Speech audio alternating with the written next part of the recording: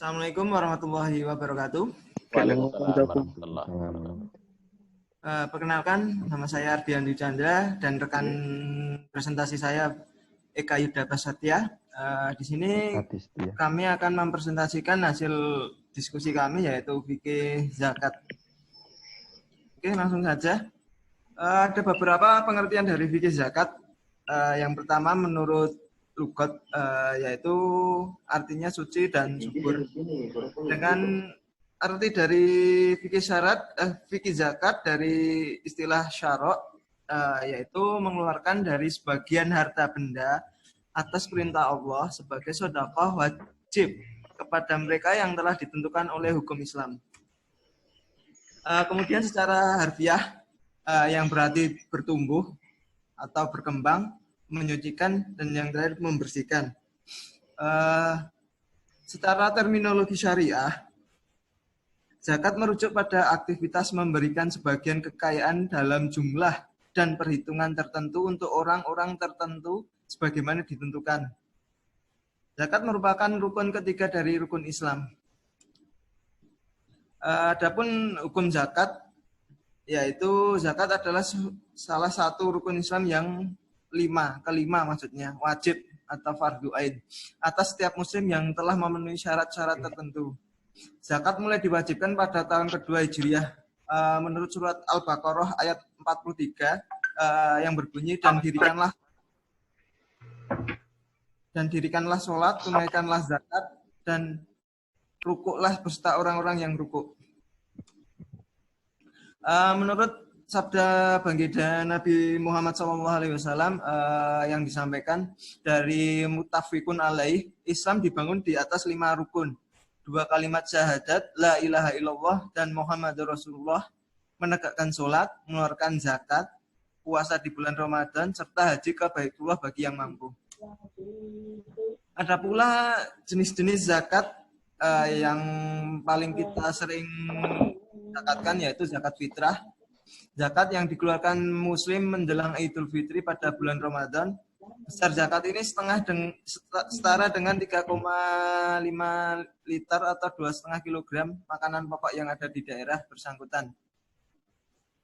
Yang wajib dizakati antara lain untuk dirinya sendiri, yaitu antara lain untuk orang tua, muda, baik laki-laki maupun perempuan. Kemudian orang yang hidup di bawah tanggungannya. Dari Ibnu Umar radhiyallahu an berkata, ia telah bersabda Rasulullah SAW, berilah zakat fitrah orang-orang yang menjadi tanggunganmu. Diriwayatkan dari hadis riwayat Daraqutni dan Baikuni. Mungkin bisa dilanjutkan oleh Pak Yuda. Silakan Pak. Silakan ya. Mas. Syarat-syarat wajib zakat fitrah. 1. Islam. 2. Mempunyai kewajiban makanan untuk sehari semalam bagi seluruh keluarga pada waktu terbenam matahari dari penghabisan bulan Ramadan. 3. Orang-orang yang bersangkutan hidup dikala matahari terbenam pada akhir bulan Ramadan. Zakat mal atau zakat harta. Zakat kekayaan yang harus dikeluarkan dalam jangka 1 tahun sekali yang sudah memenuhi nisab. Mencakup hasil ternak, emas, dan perak, pertanian atau makanan pokok, harta perniagaan, pertambangan, hasil kerja atau profesi, harta temuan, masing-masing jenis memiliki perhitungannya sendiri-sendiri. Benda yang wajib dizakati: 1. Binatang ternak. 2. Emas dan perak. 3. Makanan hasil bumi. 4. Hasil tambang. 5. Hasil perniagaan. Nisab. Nisab adalah ukuran atau batasan terendah yang telah ditetapkan oleh syar'i atau agama untuk menjadi pedoman menentukan kewajiban mengeluarkan zakat bagi yang memilikinya. Jika telah sampai ukuran tersebut, orang yang memiliki harta dan telah mencapai nisab atau lebih diwajibkan mengeluarkan zakat.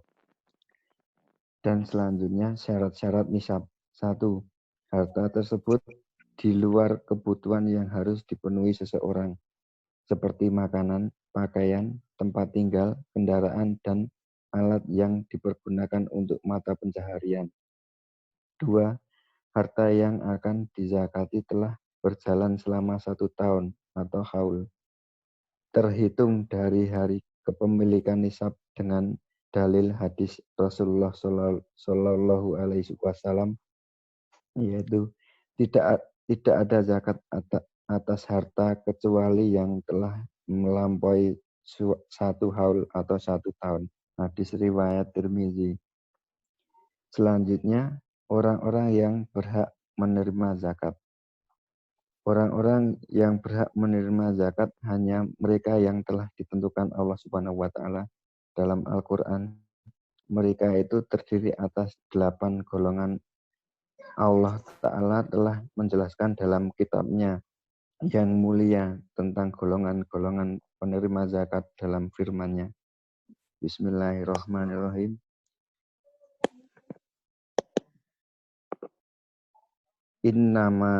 Innama sodaqatu lil fuqara'i wal musakini wal masakin wal amilina alaiha wal muwallafati qulubuhum wa firra riqab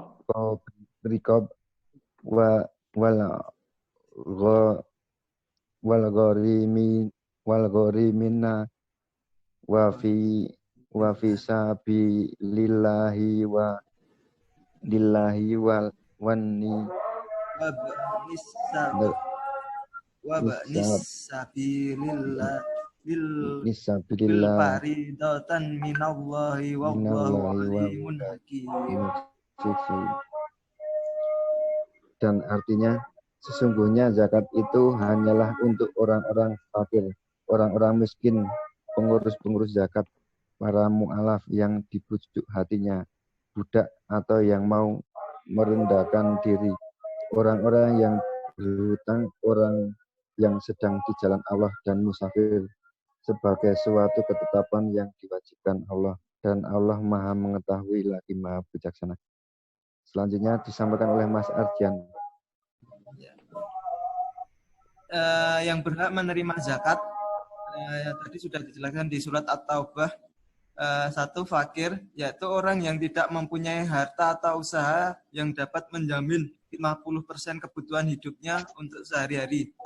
2. Miskin, yaitu orang yang mempunyai harta dan usaha yang dapat menghasilkan lebih dari 50% untuk kebutuhan hidupnya tetapi tidak mencukupi. Amil, yaitu panitia zakat yang dapat dipercayakan untuk mengumpulkan dan membagi-bagikannya kepada yang berhak menerimanya sesuai dengan hukum Islam. 4. Mu'alaf, yaitu orang yang baru masuk Islam dan belum kuat imannya dan jiwanya perlu dibina agar bertambah kuat imannya supaya dapat meneruskan imannya. 5. Hamba sahaya, yaitu yang mempunyai perjanjian akan dimerdekakan oleh tuannya dengan jalan menebus dirinya. Menebus dirinya. Gharimin, yaitu orang yang berhutang untuk sesuatu kepentingan yang bukan maksiat dan ia tidak sanggup untuk melunasinya. Sabilillah, yaitu orang yang berjuang dengan sukarela untuk menegakkan agama Allah. Yang ke-8, musafir, yaitu orang yang kekurangan perbekalan dalam perjalanan dengan maksud baik, seperti menuntut ilmu, menyiarkan agama, dan sebagainya. Ada pula yang tidak berhak menerima zakat, antara lain orang kaya. Sabda Rasulullah yang berbunyi, tidak halal mengambil sedekah atau zakat bagi orang yang kaya dan orang yang mempunyai kekuatan tenaga. Hadis riwayat Imam Bukhari. Kemudian hamba saya karena masih mendapat nafkah atau tanggungan dari tuannya. 3. Keturunan Rasulullah. Rasulullah SAW bersabda, sesungguhnya tidak halal bagi kami atau ahlul bait mengambil sedekah zakat. Hadis riwayat Muslim. Orang yang dalam tanggungan yang berzakat, misalnya anak dan istri. Kemudian yang terakhir orang kafir. Ada beberapa faedah zakat. Yang pertama faedah diniyah atau dari segi agama. Pembayar zakat akan mendapatkan pahala besar yang berlipat ganda. Sebagaimana firman Allah yang artinya Allah memusnahkan riba dan menyuburkan sedekah. Quran surat Al-Baqarah ayat 276. Dalam sebuah hadis yang muttafaq alaih, Nabi SAW juga menjelaskan bahwa sedekah dari harta yang baik akan ditumbuh kembangkan oleh Allah berlipat ganda. Zakat merupakan sarana penghapus dosa seperti yang pernah disabdakan Rasulullah SAW. Kemudian dari segi faedah khuluqiyah atau dari segi akhlak, menanamkan sifat kemuliaan, rasa toleran, dan kelapangan dada kepada pribadi pembayar zakat. Yang kedua, pembayar zakat biasanya identik dengan sifat rahmah atau belas kasih dan lembut kepada saudaranya yang tidak punya.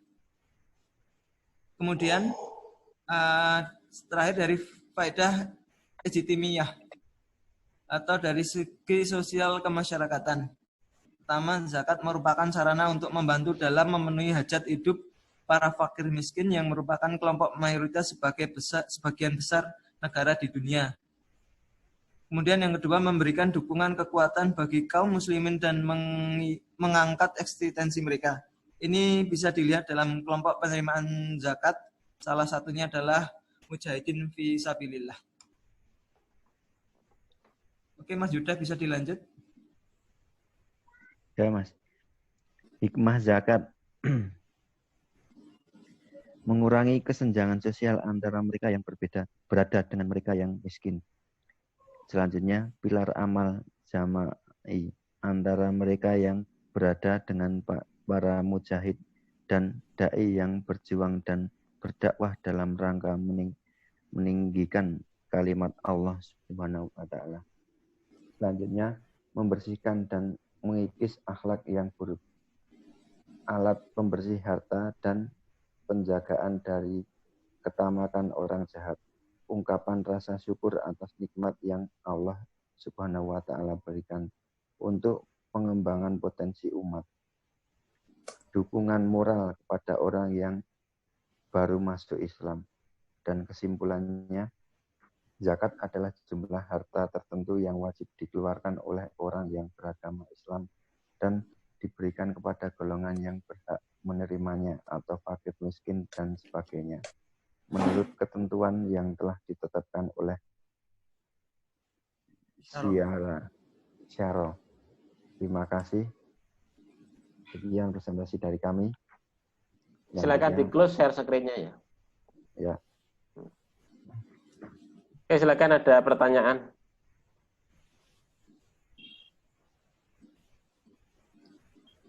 Mungkin silakan dari teman-teman ada yang mau bertanya. Silakan.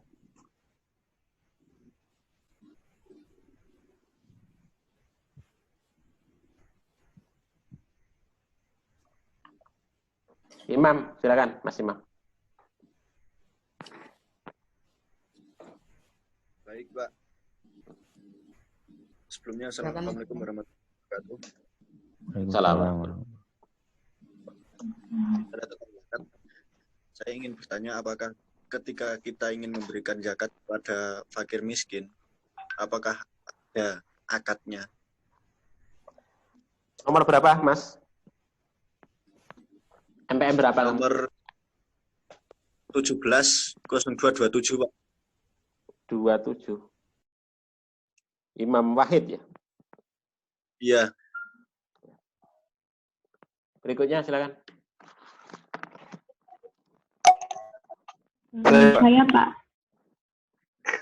Mana ini?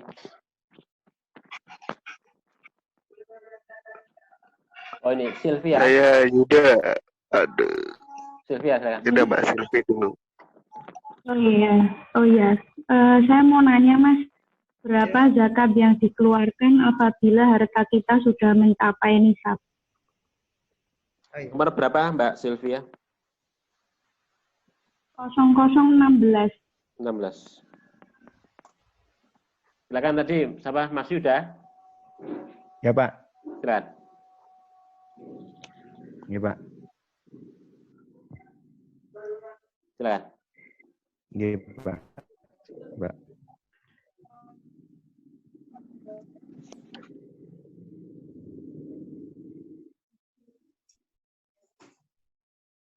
Mungkin Mas Ardian bisa membantu dulu, Mas. Gimana? Oh iya, sebentar. Oke. Oke. Apa yang ditanyakan? Ayo. Apakah ada Ini akad zakat, Pak? Hah? Akad zakat. Mm-mm. Akad zakat. Pak. Ya, sebentar.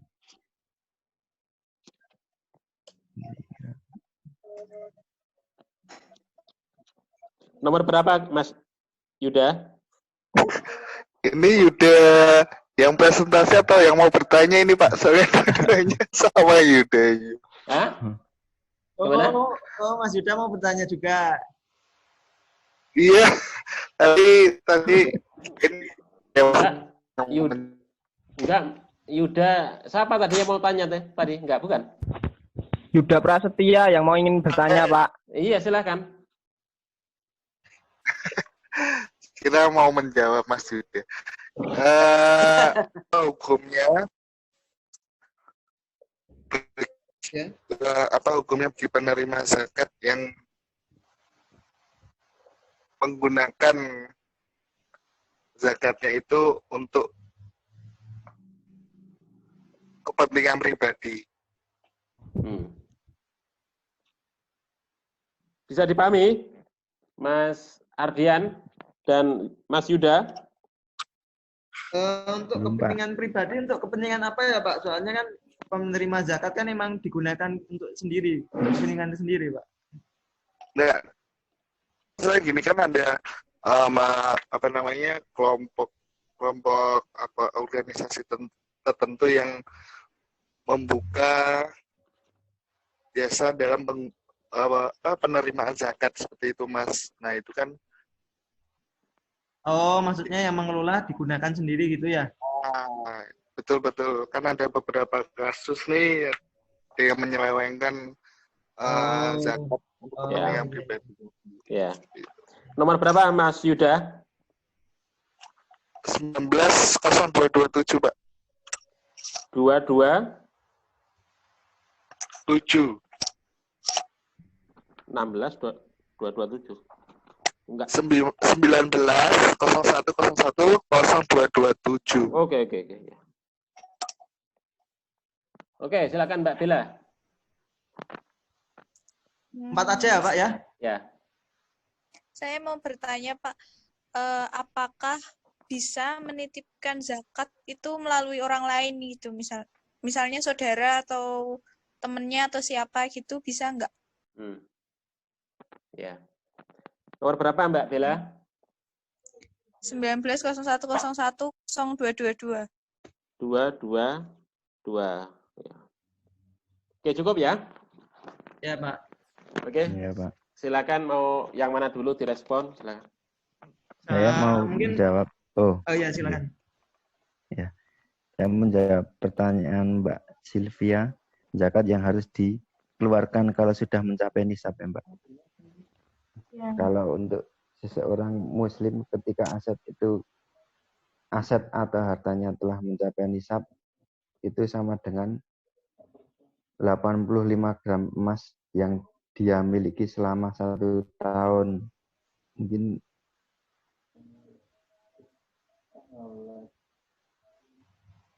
ya. Mungkin seperti itu, Mbak. Atau ada yang kurang? Kalau misalnya gaji, Pak, misalnya gajinya besar, kalau dicontohkan sama gaji itu gimana ya? Nanti mungkin bisa ditambahkan sama Pak. Gitu ya. Oh, iya. Ya, Mbak. Ya, makasih, Pak. Ada tambahan dari Mas Ardian? Ya Pak. Mungkin sekiranya bagi yang memang mempunyai gaji yang lebih, memang untuk yang utama itu kan zakat fitrah. Zakat fitrah itu yang wajib dikeluarkan seorang muslim di hari menjelang Idul Fitri. Dan sekitar itu kisarannya pun sudah tertera tadi yang sudah saya sampaikan 3,5 liter. Kemudian bisa kalau memang mempunyai hasil lebih yang berupa binatang ternak ataupun emas dan perak, itu ada ketentuannya juga. Contohnya untuk binatang ternak yang wajib dizakatkan yaitu berupa seekor sapi dengan umur 1 tahun sampai 2 tahun, kemudian seekor unta yang beratnya bisa mencapai 300 kilo. Kemudian untuk sapi pun juga bisa dengan umur 3-4 tahun. Adapun juga emas dan perak, kalau memang si orang yang akan menyumbangkan zakatnya juga ada. Untuk ketentuannya emas dan perak itu 93,4 gram atau dikalkulasi di presentase itu sekitar 2,5% dari hartanya. Mungkin tambahan dari saya itu, Pak. Ya. Jadi zakat itu kan ada 2 hal itu ya. Jadi ada zakat apa namanya? Zakat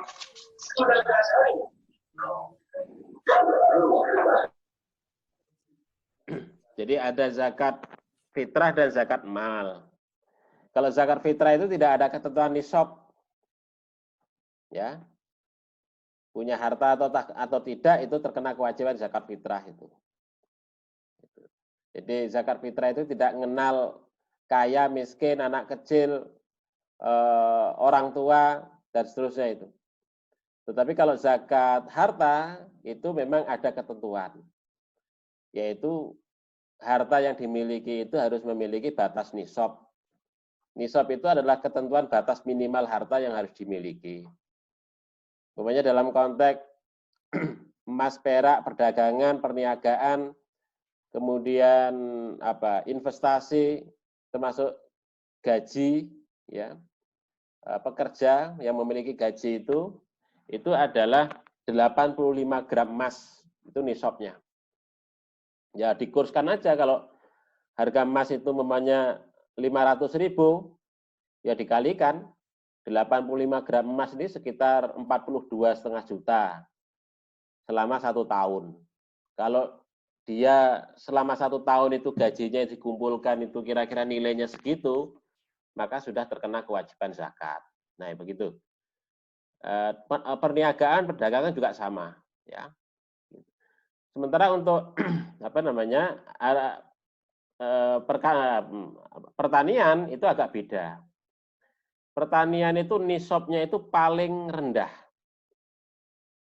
yaitu sekitar 600 kg.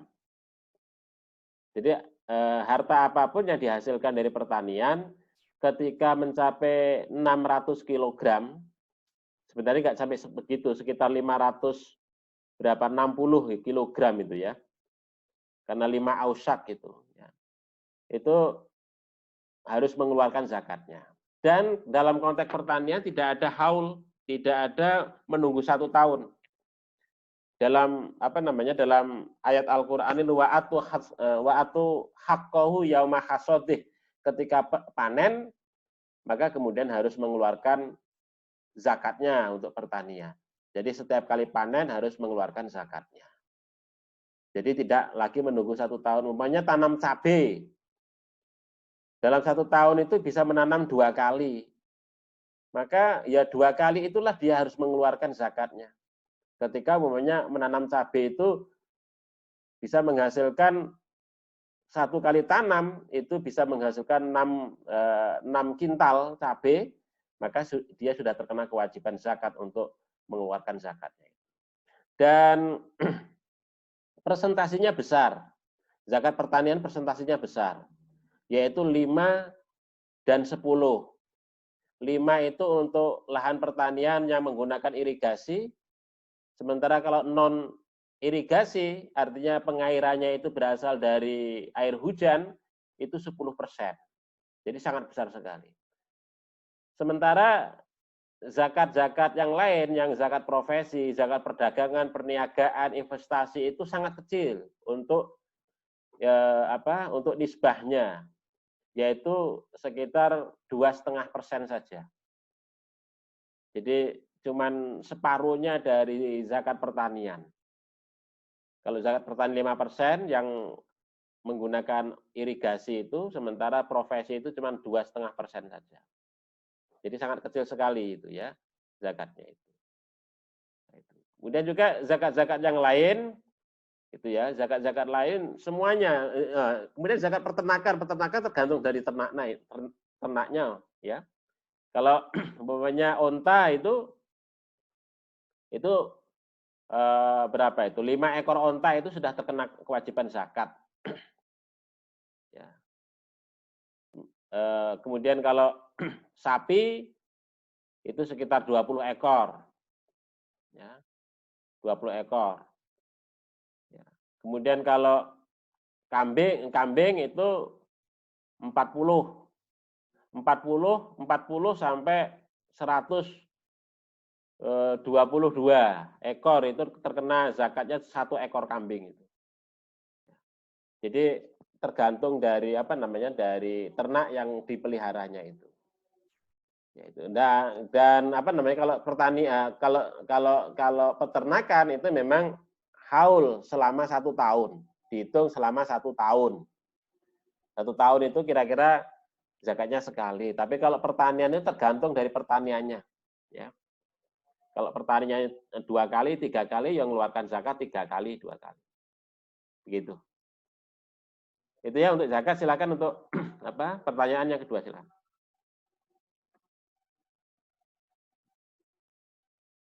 Dibuka dulu. Mood-nya itu dibuka dulu.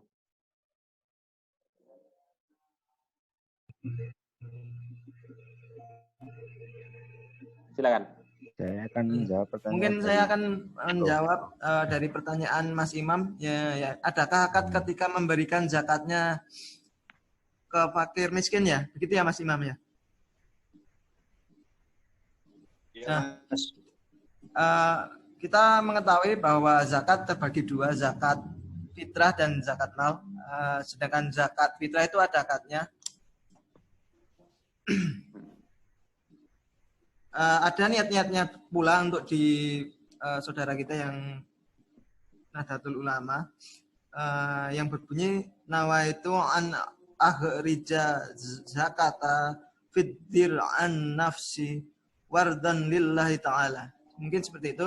Kan tetapi jika di zakat mal atau zakat harta itu tidak ada akadnya Mas. Kita dengan cara ikhlas saja untuk berzakat kepada fakir miskin.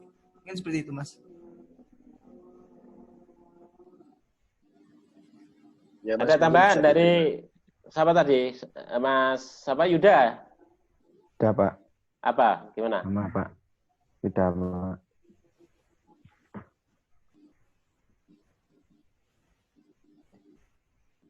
Oke. Cukup? Oke, lanjut. Pertanyaan yang ketiga. Saya akan menjawab pertanyaan dari Mbak Bella. Apakah boleh pada saat kita mau membayar zakat tersebut dititipkan kepada orang lain? Kalau menurut kami ya Pak ini, harusnya ketika berzakat tidak dikirim-kirim atau dititipkan ke orang lain untuk membayarkan. Hal tersebut dikarenakan ketika membayar zakat, kemungkinan besar kita akan mendapatkan doa dari yang menerima zakat, terkecuali untuk anak dan istrinya. Begitu Pak. Ada tambahan Mas Aryan? Ya, saya sependapat Pak dengan Pak Yuda Pak. Oke, begini, saya tambahi ya. Jadi ya, menitipkan zakat boleh ya, boleh. Dibayarkan langsung itu juga boleh ya. Umpamanya TKI yang luar negeri kepengen membayar zakat yang Indonesia itu boleh nitip. Itu kan minta tolong dibayarkan, boleh. Ya. Dan sekarang saya kira zakat kan lebih gampang dan mudah untuk tidak dititipkan. Melalui transfer itu kan ada lembaga-lembaga zakat itu kan sudah menggunakan model transfer itu ya. Jadi tidak perlu nitip ke orang lain begitu. Dan tadi menjawab dari pertanyaan yang pertama tadi, yang kedua tadi terkait dengan niat. Ya setiap amal perbuatan harus ada niat. Semua amal perbuatan harus kita sertai dengan niat. Innamal a'malu binniyat. Dari setiap perbuatan yang kita lakukan itu sangat bergantung dengan niat kita. Dalam konteks zakat juga sama. Ketika kita datang ke amil zakat atau kita transfer, maka ada keterangannya, kita buat keterangannya itu. Ini untuk zakat saya yang bernama ini, satu. Kedua, untuk zakat anak saya yang bernama ini. Harus dikasih keterangan. Begitu. Jadi jangan sampai nggak dikasih keterangan kalau Anda transfer. Diberitahu supaya amil itu ngerti. Ini zakat apa toh? Zakat fitrah atau zakat harta?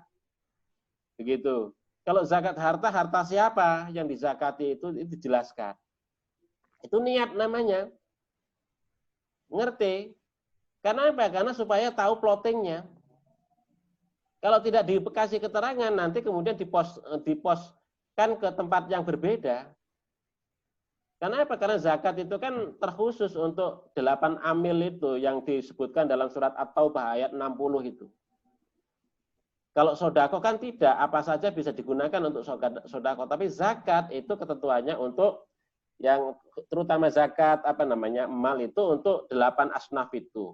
Sementara kalau zakat fitrah hanya untuk 2 orang saja, fakir dan miskin, zakat fitrah, maka harus kita beri keterangan. Mulai kalau Anda datang ke amil, Pak, saya ini zakat fitrah atas nama saya sendiri, namanya ini, anak saya namanya ini, istri saya namanya, harus dijelaskan begitu. Itu. Jadi itu niat, ngerti. Supaya plottingnya amil itu ngerti nanti. Begitu ya. Jadi supaya tidak keliru, tidak salah itu. Kalau nggak ngerti, orang lain nggak ngerti niat kita terkait dengan masalah pembayaran itu. Sehingga kemudian peruntukan zakatnya itu kan nanti masing-masing berbeda. Zakat fitrah berbeda, zakat mal itu berbeda, sodakoh infak itu juga berbeda peruntukannya itu. Nah itu. Jadi harus ngerti betul niat kita dalam konteks kita memberi sesuatu, terutama dalam kaitannya dengan zakat, kita jelaskan. Kalau transfer itu kan ada keterangannya itu. Pokoknya untuk apa begitu kan. Nah itu kita jelaskan supaya kemudian amil itu ngerti daripada niat kita. Nggak asal transfer aja itu. Begitu ya. Itu caranya begitu ya. Mewakilkan juga boleh. Dan begini loh.